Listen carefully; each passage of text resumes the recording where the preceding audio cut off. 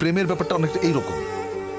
প্রেমের মধ্যে কোনো স্বার্থ থাকতে পারবে না, এবং প্রেম প্রেম মানে একজন আরেকজনকে কেয়ার করবে, তাই না? প্রেমের দুজন মানুষের মধ্যে যে প্রেম, সেই প্রেমের ক্ষেত্রে সবচেয়ে বেশি ছাড় একজন আরেকজনকে দেবে। কম্প্রোমাইজটা থাকতে হবে। হ্যাঁ, কম্প্রোমাইজটা থাকতে হবে, রেসপেক্টটা থাকতে হবে, ভালোবাসা তো মাস্ট। সাধারণত আমরা প্রেম বলতে বুঝি খুব ছোট্ট কথা, সেটা হচ্ছে যে একটা ছেলে একটা মেয়ে, ব্যাপারটা কিন্তু সেরকম না, তাই না? ধরো যেমন আমাদের প্রফেট, তার সঙ্গে আল্লাহর যে প্রেম, এটাকে তুমি কিভাবে ডিফাইন করবে? এটা ডিফাইন করা সম্ভব না। You have to feel it in your heart. প্রেম হচ্ছে এরকম। আমি একটু মানব প্রেমের মধ্যেই থাকছি। অনেকে বলেন যে প্রেমে পড়লে হৃদয়ে হার্টে ব্যথা করে, অনেকের পেটে ব্যথা করে, অনেকের মাথায়ও ব্যথা করে। তো আপনার ক্ষেত্রে প্রেমে পড়লে সেই ব্যথাটা কেমন? সেটা তোমার মনে হয় যে পেটের উপর একটা প্রজাপতি নাচতেছে, এবং প্রেমের ব্যথার মতো এত মিষ্টি ব্যথা বোধহয় পৃথিবীতে নাই। আমি যখন বালক ছিলাম তখন প্রেম বলতে যেটা বুঝতাম, পরিণত বয়সে এসে আমি দেখলাম প্রেম আসলে অন্যরকম। পার্থক্যটা কি? পার্থক্যটা অনেক অনেক অনেক। আমি তো ধরো যেমন প্রথম প্রেমের যে অনুভূতি, সেটা হচ্ছে যে বই পড়ে, শরৎচন্দ্র বা বঙ্কিমচন্দ্র পড়ে প্রেম সম্পর্কে একটা ধারণা মাথায় ছিল।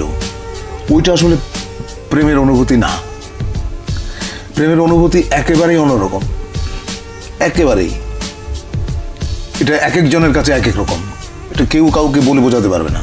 প্রথম প্রেমের কথা বলছেন, সেটা বইয়ের কথা বললেন, কিন্তু প্রথম মানব প্রেম যদি বলি, সেটা হচ্ছে আমি তখন অনেক ছোট।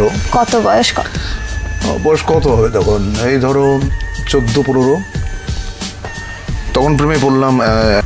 আমাদের ইয়ারমেট একটা মেয়ে ছিল, ওর সঙ্গে বহু বছর পরে, প্রায় 20-21 বছর পরে দেখা হলো। ওর হাজবেন্ডের সঙ্গে পরিচয় করায় দিল। উনি আমার সঙ্গে হ্যান্ডশেক করে বললেন, ও আপনি সেই? তো আমি তো বুঝি না, আপনি সেই মানে? তো আমি বললাম, আপনি সেই মানে?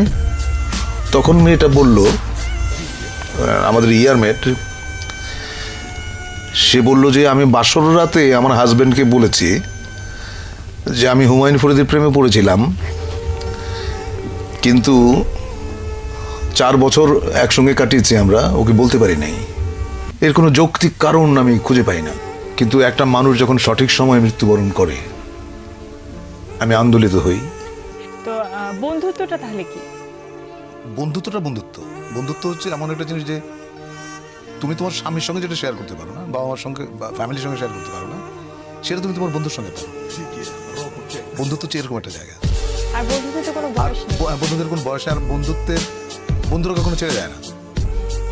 পৃথিবীর সবাই চলে যাবে। তোমার মেয়ে, আমার মেয়ের বিয়ে হয়ে গেলে কিছু না, সবাই ছেড়ে চলে গেছে, সবাই ছেড়ে চলে যাবে, বাবা মরে যাবে, মা মরে যাবে, কিন্তু বন্ধু কখনো হারায় না।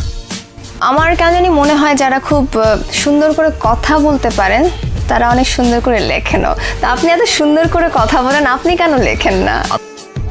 নবীন কিশোর, তোমাকে দিলাম ভুবন ডাঙার মেঘলা আকাশ, তোমাকে দিলাম বোতামবিহীন ছেঁড়া শার্ট আর ফুসফুস ভরা হাসি। দুপুর রৌদ্রে পায়ে পায়ে ঘোরা, রাত্রির মাঠে চিত হয়ে শুয়ে থাকা, সব এখন তোমারই। তোমার হাত ভরে নাও আমার অবেলা, আমার দুঃখবিহীন দুঃখ, ক্রোধ, শিহরণ।